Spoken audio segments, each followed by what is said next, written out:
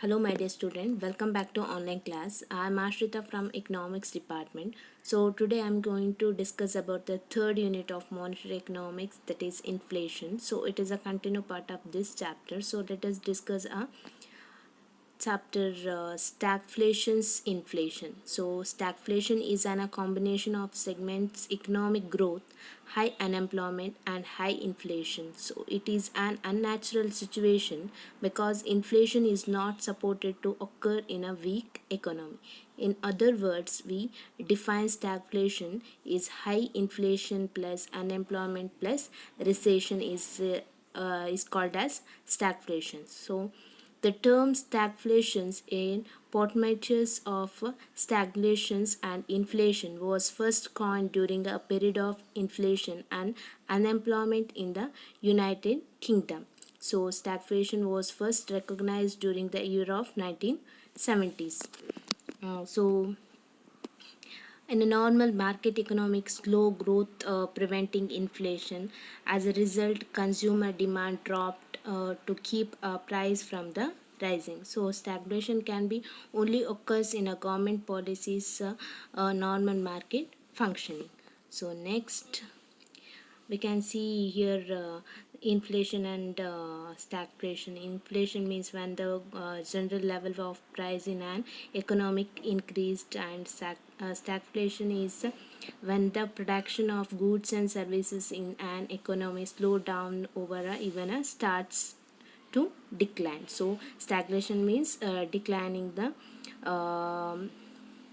price. Inflation means increasing the price. So here we can see the stagnation stagflation's pictures. So here economic growth down, inflation increased, unemployment increased. So this is a situation in the stagflation. So next we discuss about the effect of inflation. So what are the effects of in the inflation or stagflation? Economic on product and unemployment, effect on a fixed income growth, and effect on debitor and editors, and effect on the wage and salaries earners, and effect on the farmers. So stagflation effect, it is also same, reducing the value of currency, decreasing the production and GDP, and decreasing the trade with the other economics. So these are all the effect of inflation and stagflation. So next, causes of stagflation. So first one is oil prices will be rise. So stagflation is often caused by a supply side shock. So for example, rising the commodities price such as oil price will causes a rise in a business cost. So for example, transport more expensive, and short term aggregate supply will be shift to the left. So next, causes powerful trade union. So if trade union have strong bargaining power, they may be always bargain for the high wages even in a period of lower economic growth. So next, rise in a structural unemployment. So if there is a declining traditional industries, we may get insufficient or inefficient. Cost will be rise or output fall. So cost will be rise and output means production will be fall. And unemployment increased to 7% by the year of 1975.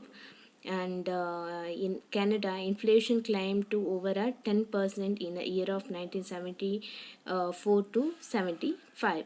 So falling the productivity. So production is a fall.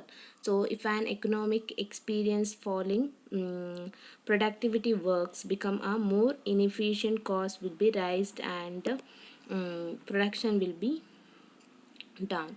So we can see the stagflation, GDP will be down, and recession will be up, unemployment will be rising, and demand will be um, down, inflation will be high. So next, what are the solutions to the stagflation? So there are some solution to the stagflation. Let us discuss under that. First one is monetary policy. So monetary policy can be generally tried to reducing the inflation. So higher interest rate or increasing economic growth cut interest rate. So cut off for the interest rate, and monetary policy cannot solve both inflation and recession at the same time. And next, one solution to make the economic less vulnerable to stagflation is to reduce the economic depends on oil. And next, the only real situation is supply side policy to increasing productivities.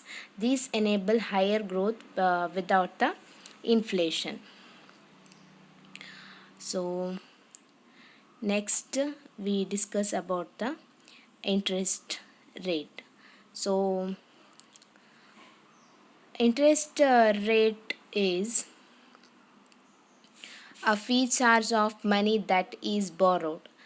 The interest rate is percentage of money that the lender wants to gain from the investment. So interest is usually calculated annually. The calculation involve the money borrowed, the interest rate, and the length the money is borrowed. So there are types of interest rate. So let us discuss one by one. So first one is simple interest. So it is the most basic types of interest. The formula of calculating simple interest rate is I is equal to P into R into T. Here I means interest, P means principal, and R is rate, and T is time.